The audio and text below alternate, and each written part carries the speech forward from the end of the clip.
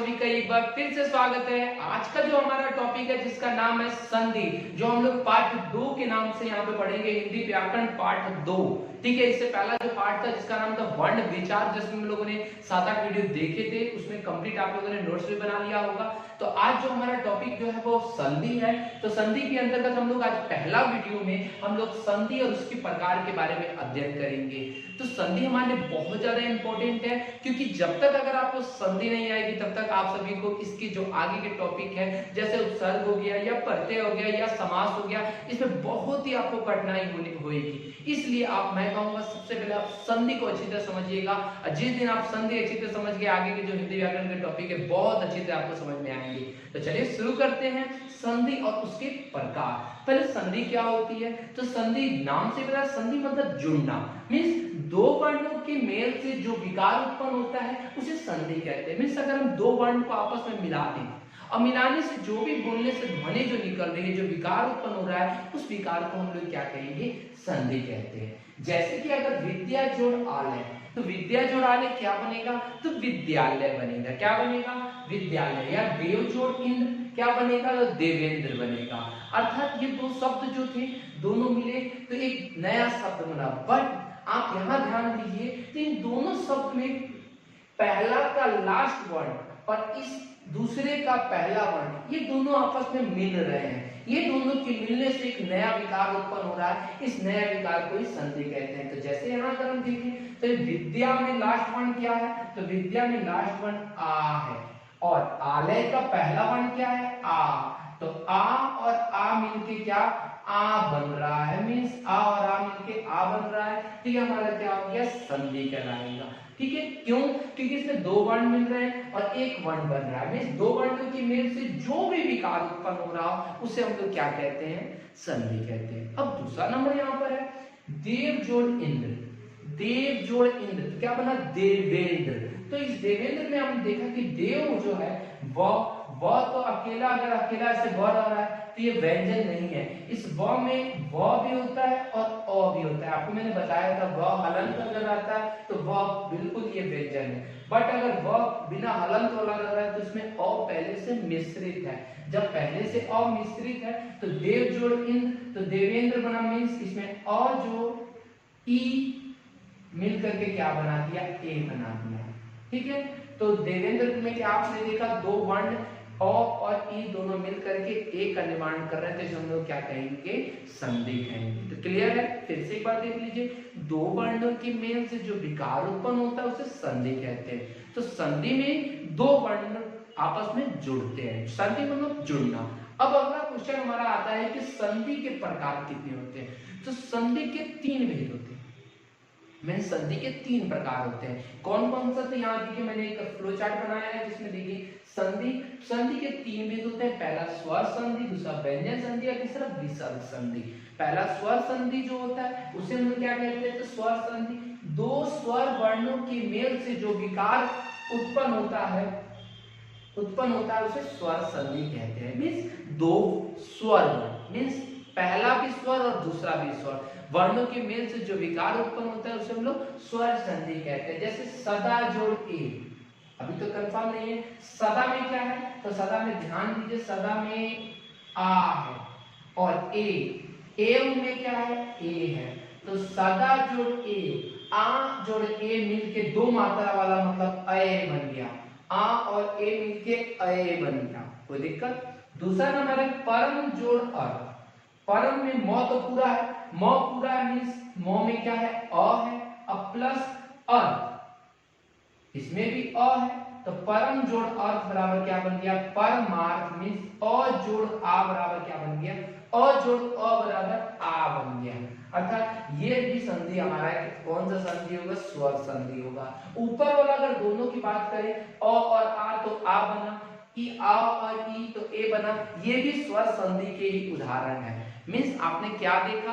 जब दो स्वर आपस में मिल करके एक नए स्वर का निर्माण करते हैं या नए वर्ण का निर्माण करते हैं तो उसे हम लोग क्या कहते हैं? स्वर संधि कहते हैं। तो पहला टॉपिक कंप्लीट हो गया आप सभी का।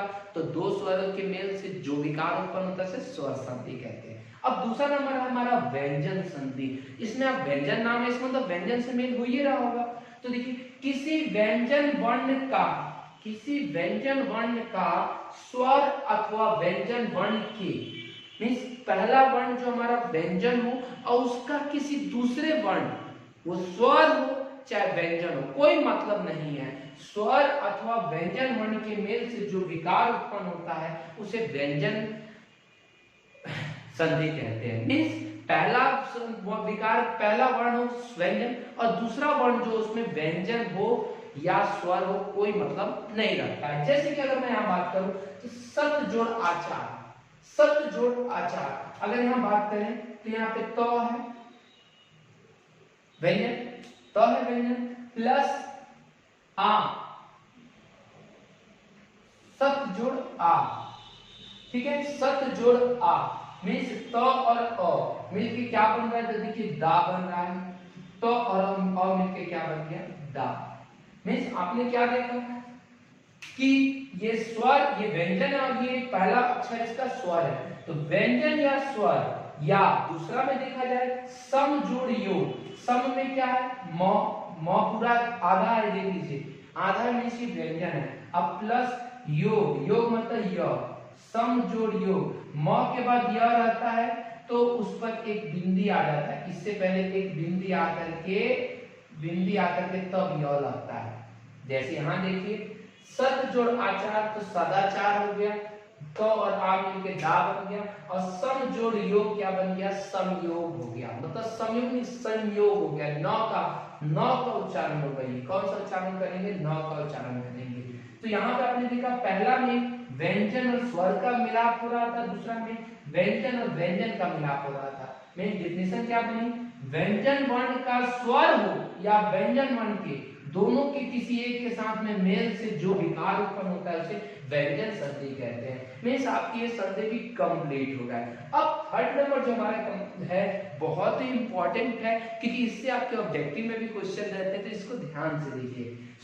विसर्ग संधि, विसर्ग नाम तो पता ही होगा, जैसे ही व्यंजन का है वैसे विसर्ग का है, मींस इसमें पहला वर्ण विसर्ग होना चाहिए।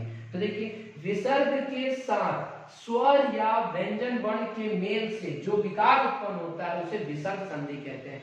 मींस यहाँ पर व्यंजन और स्वर और व्यंजन के साथ, तो यहाँ विसर्ग के साथ कोई स्वर हो या व्यंजन हो, इन दोनों का मिलाप होता है तो जो विकार उत्पन्न होता है उसे व्यंजन संधि कहते हैं, विसर्ग संधि कहते हैं। अब जैसे यहाँ पे देखिए नि जोड़ जल, निह जोड़ जल, निह जो है वो हमारा क्या है, विसर्ग है, नीचे दिखाई दे रहा है जी।